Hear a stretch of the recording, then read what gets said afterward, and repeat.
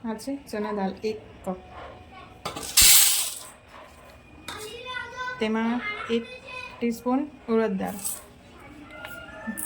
ને 1 ટીસ્પૂન રાઈ, અને હવે આપણે વોશ કરી લઈએ 3 પાણીથી, અને આપણે પાણીથી બરાબર ધોઈ લઈશું, અને આપણે 5-6 કલાક માટે રહેવા દઈશું। આ ચણાની દાળ બરાબર પલળી ગઈ છે। હવે એને આપણે પીસી લઈશું, અને મિક્સર જારમાં હવે આપણે વાટી લઈશું થોડું દહીં સાથે થોડું પાણી। આપણું આ ચણા દાળનું પીસાઈ ગયું છે, પણ એને વધારે એકદમ પીસી નથી દેવાનું, થોડું દરદરું રાખવાનું છે। હવે એને આપણે આખી રાત માટે આથવા માટે મૂકી દઈશું। આ ઇડલી કુકર ગરમ થવા મૂકી દીધું છે, અને ગરમ થવા દઈશું એટલે આપણું આ કરી જો મસ્ત આથો આવી ગયો છે। આમાં મસ્ત આથો આવી ગયો છે,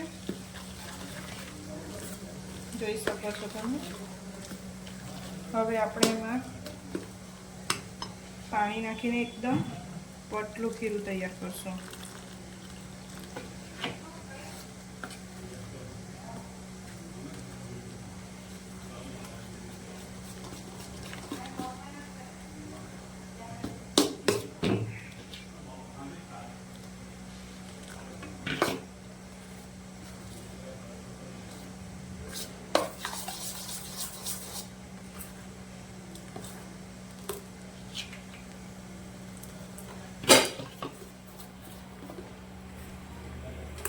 જો આટલું ખીરું કરવાનું છે। હવે આપણે એમાં આદુ મરચાં લસણની પેસ્ટ આપણા સ્વાદ મુજબ નાખશું, હલ્દી પાવડર,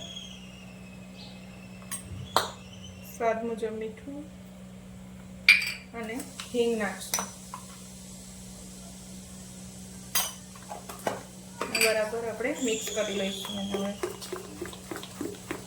પાણી ગરમ થઈ ગયું છે, હવે એને થોડું તેલથી ગ્રીસ કરી લઈશું।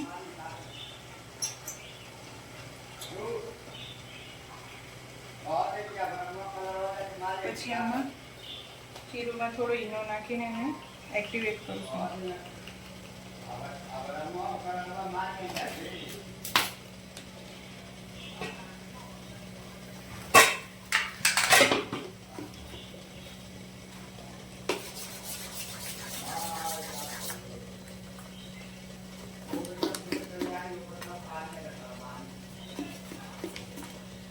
અને આપણે એક સ્ટેન્ડમાં મૂકી દઈશું, એકદમ પતલું જ પાથરવાનું છે।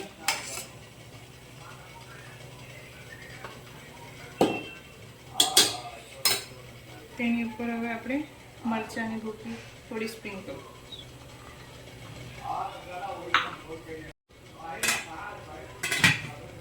એને હવે આપણે 7 થી 8 મિનિટ જ રાખવાનું છે।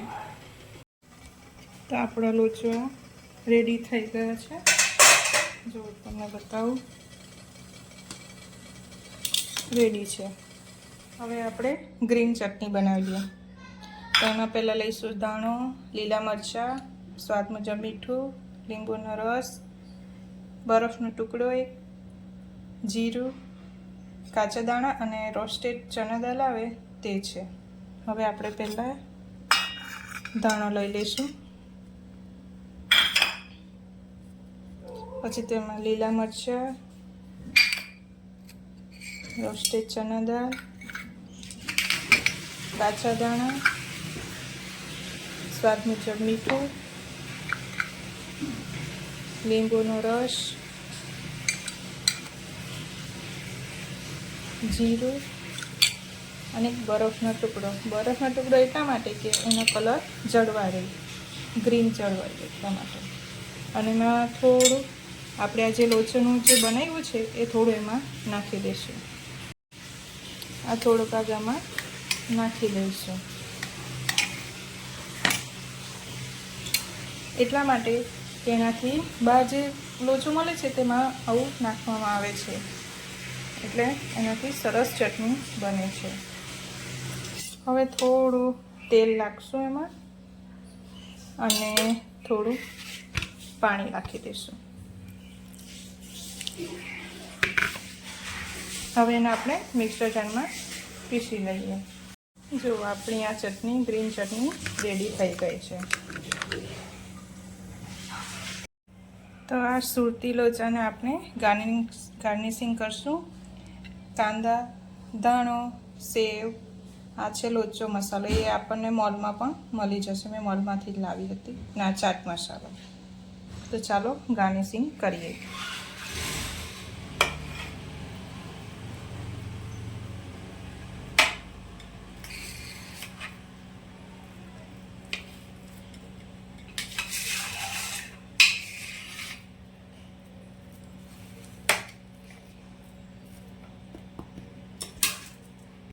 તેના પર હવે લોચા મસાલો નાખી દઈશું. તમને ટેસ્ટ મુજબ કરવું. આ ચાટ મસાલો ને થોડું તેલ.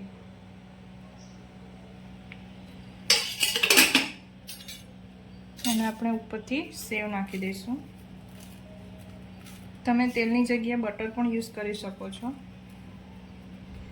થોડા કાંદાની સાઈડ પર મૂકી દઈશું અને ધાણાથી આપણે ગાર્નિશિંગ કરીશું.